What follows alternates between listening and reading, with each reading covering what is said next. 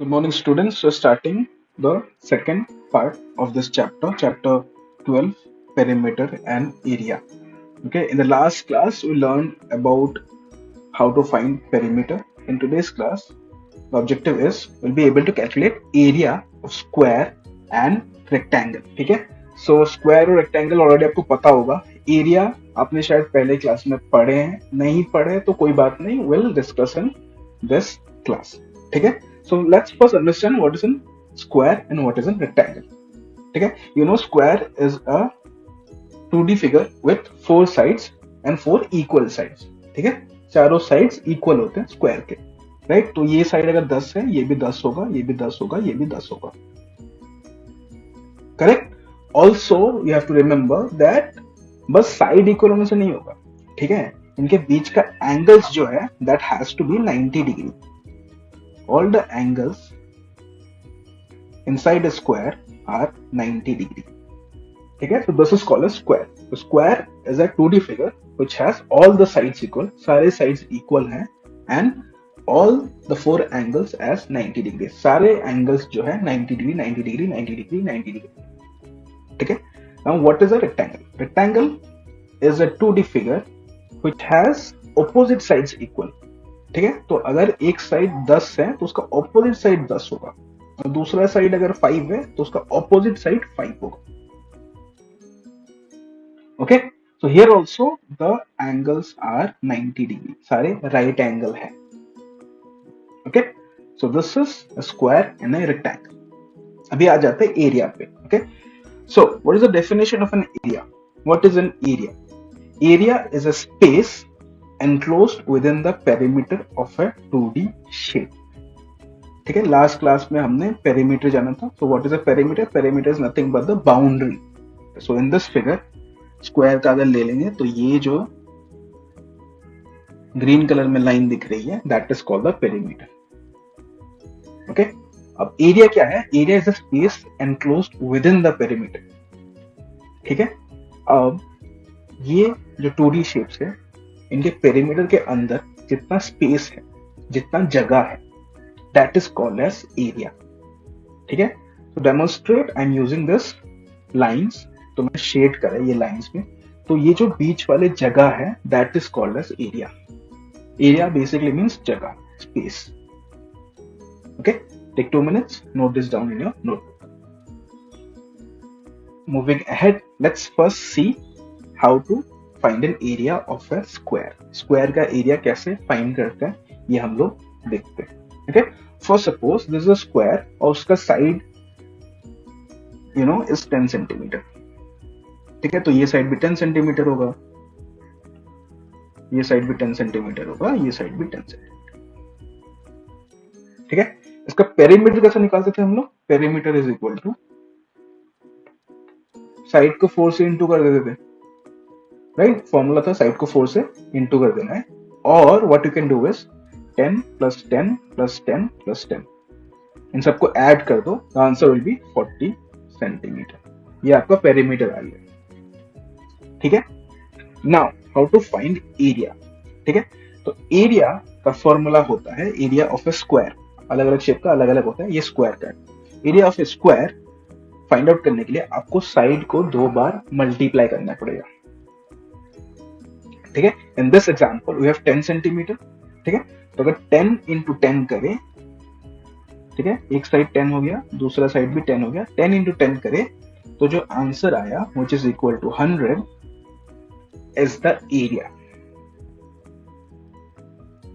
ठीक है, 2 साइड को मल्टीप्लाई कर देना. अब इसमें 4 साइड को मल्टीप्लाई नहीं करना, वो पेरीमीटर में 4 साइड को ऐड करना था, एरिया में 2 साइड को मल्टीप्लाई करना है. ओके, नाउ अभी इसका यूनिट क्या होगा? साइड का यूनिट 10 सेंटीमीटर था, तो पेरीमीटर का भी सेंटीमीटर में ही हम लोग लिखेंगे, बट एरिया का हम इधर पे बस सेंटीमीटर नहीं लिखेंगे. ठीक है, इसका यूनिट थोड़ा डिफरेंट होता है, तो देखते हैं इसका यूनिट क्या होता है. तो unit of area is centimetre और ऊपर एक छोटा सा 2 लिखते हैं. ठीक है, और इसको प्रोनाउंस कैसे करते हैं? इसको बोलते हैं सेंटीमीटर स्क्वायर. ओके, या फिर अगर मीटर में दिया हुआ है साइड्स तो हम फाइनल आंसर जो एरिया का लिखेंगे वो लिखेंगे मीटर स्क्वायर, मतलब m के ऊपर एक छोटा सा 2.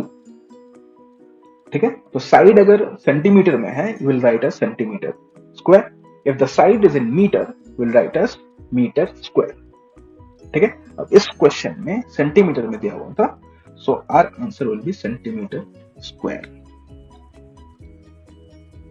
ठीक है, I hope you are able to see the difference, perimeter कैसे निकालते हैं और एरिया कैसे निकालते हैं।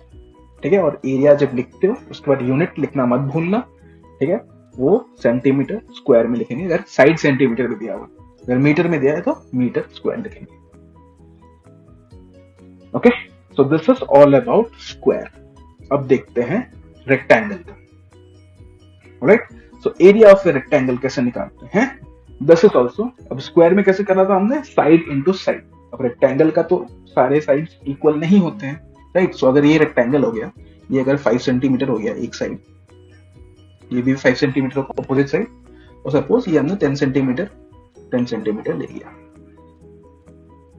ठीक है, हमें पता है रेक्टेंगल का पेरीमीटर कैसे निकालते हैं, सारे साइड्स को ऐड कर दो। ठीक है, 5 + 10 + 5 + 10 करो, the answer will come as 30 centimetre.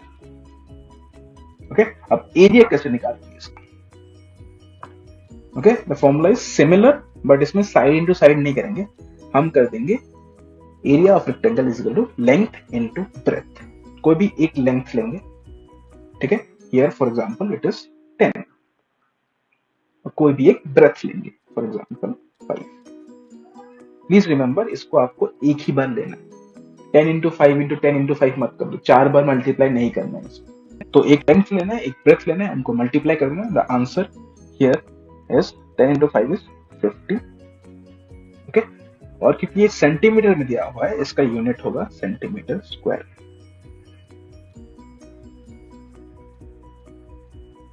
ठीक है, so this is how you find an area of a rectangle.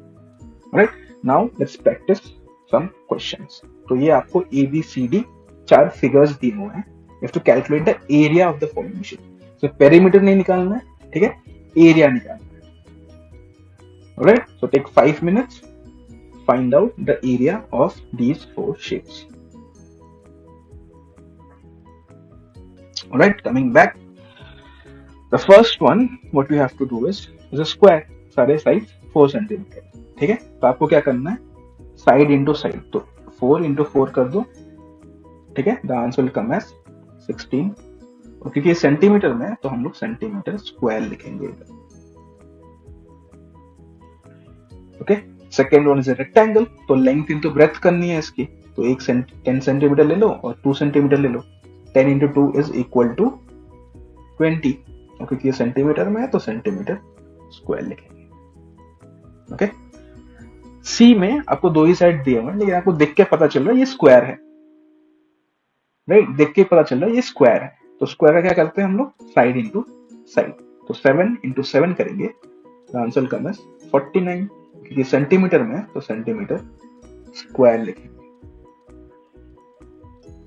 Okay, the last one will be equal to 72 centimetre square. Similar, बस 12 इंटू 6 कर दो, 12 का टेबल अगर आपको आता है तो 72 centimetre square. Okay, so final answer will be like this.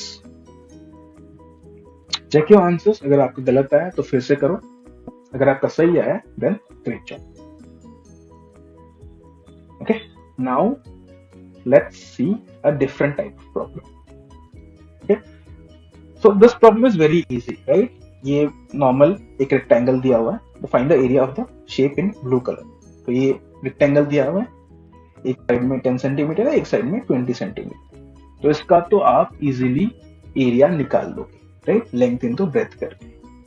Okay, but what if हम इसके बीच में से थोड़ा टुकड़ा निकाल लेते हैं। ओके, फॉर एग्जांपल हमने कार्ड के बीच में से एक हिस्सा निकाल लिया। अब अगर पूछे कि ये जो ब्लू कलर का शेप है इसका कितना एरिया है, तो वो कैसे निकालेंगे।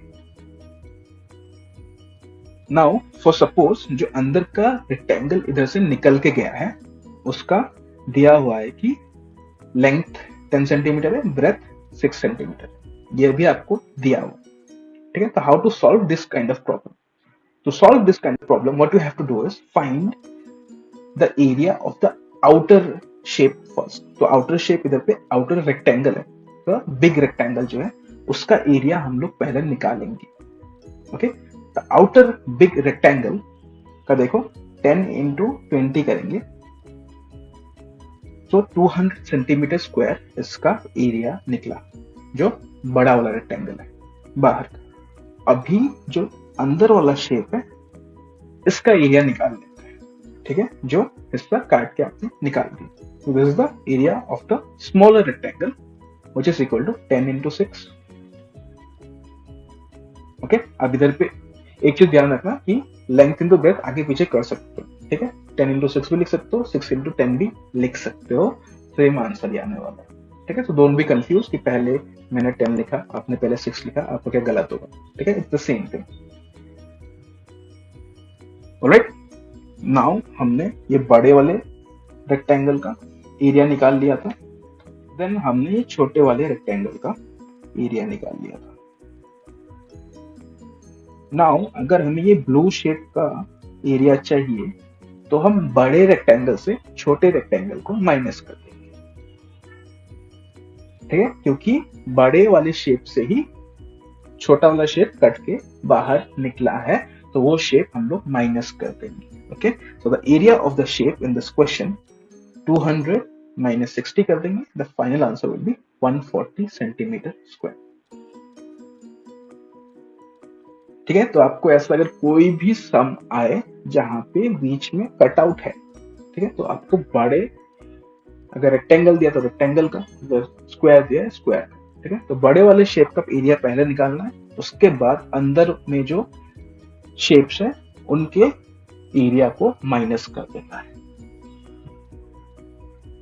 Alright, I hope you are able to understand this kind of problem, and that is the end of today's lesson. Okay, so I'm sharing this worksheet. You have 3 questions. ठीक है, एकदम सिंपल क्वेश्चन है, आपको maximum 10 से 15 minute लगेंगे करने में. Okay, so write down the question in a notebook, draw the diagram, solve the question, send pictures of your answers to me on WhatsApp. Okay, I hope you like today's class, and I'll see you next time. Thank you.